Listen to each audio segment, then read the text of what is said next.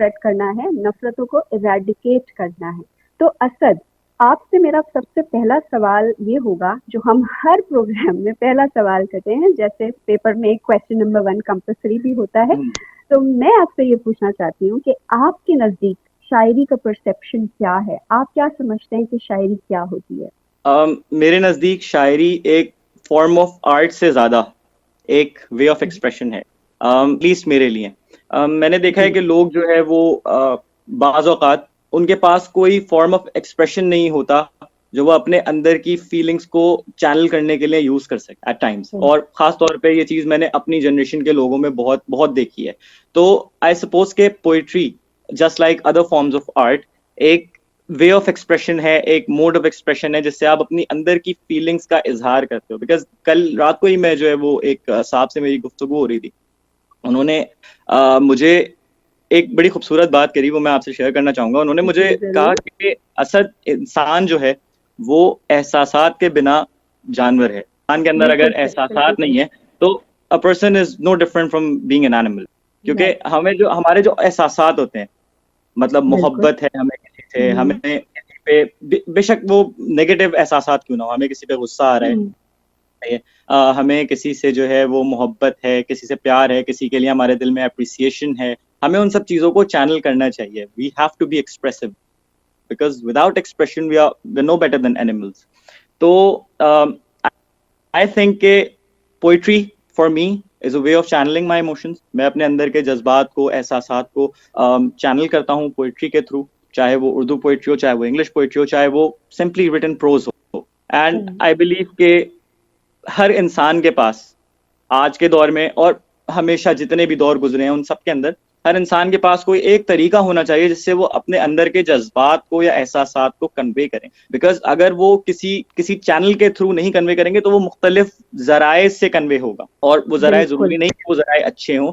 वो जराए फिर बहुत एक बुरा रंग भी ले सकते हैं, चाहे वो गुस्से की सूरत में भी जो है वो रिया हो सकते हैं, और अलग तरीकों के जज्बात भी रिया हो सकते हैं। तो आई थिंक कि हमें चाहिए कि हम एक फॉर्म ऑफ एक्सप्रेशन रखें जिससे हम अपने सारे जो है वो सारी फीलिंग्स को जो है वो कन्वे कर रहे हो, बेशक वो एंगर ही क्यों ना हो, वो नफरत क्यों ना हो, वो मोहब्बत क्यों ना हो, वो खुशी क्यों ना हो, सरप्राइज क्यों ना हो। तो I think that for me art is a way of channeling your expressions, and that is the only reason I write. और अपार्ट फ्रॉम दैट बेसिकली मेरे जो नाना थे वो भी एक शायर थे, और मेरी वालदा ने भी अच्छा। काफी तवील अरसे तक शायरी करी है। तो आई थिंक के अच्छा, ये इनहेरिटेड आपके भी है घर थोड़ा में सा, ही थी, ये इनहेरिटेड थी, राइट? Very इनहेरिटेड भी है। beautifully, yes. या Very beautifully you explained what is poetry in your view, because sometimes it is very difficult to define poetry. It is an elusive term. तो आपने बहुत खूबसूरत, जो जैसे आपने समझी, आपने जैसे बात की, आपने उसको बताया हमें। आप हमें इस हवाले से कोई अपनी खूबसूरत शायरी बताएंगे कि हमारे साथ शेयर कीजिए, जो आपको सबसे अच्छी लगती हो? अपनी स्टार्ट हम आपकी पसंदीदा शायरी से करते हैं।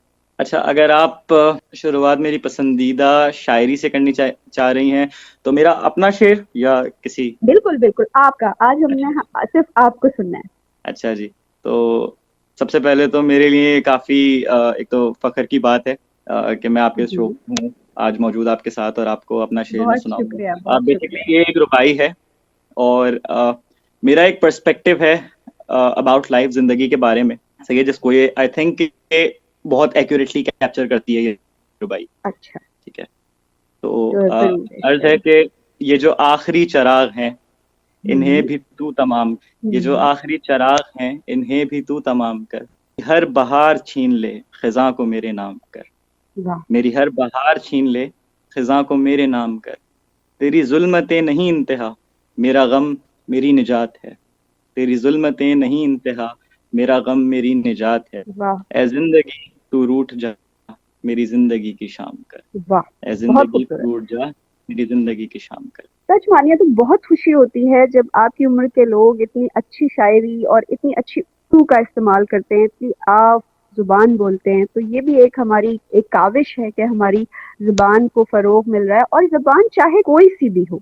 मैं किसी भी जबान को एक्स्ट्रा फेवर नहीं करूंगी कि हाँ कोई बायसनेस नहीं है, जबान कोई भी हो, अगर उसको उसका जो है उसकी तकल्लुम बहुत खूबसूरत होना चाहिए, उसके अल्फाज बहुत खूबसूरती से अदा होने चाहिए, वेदर इट इज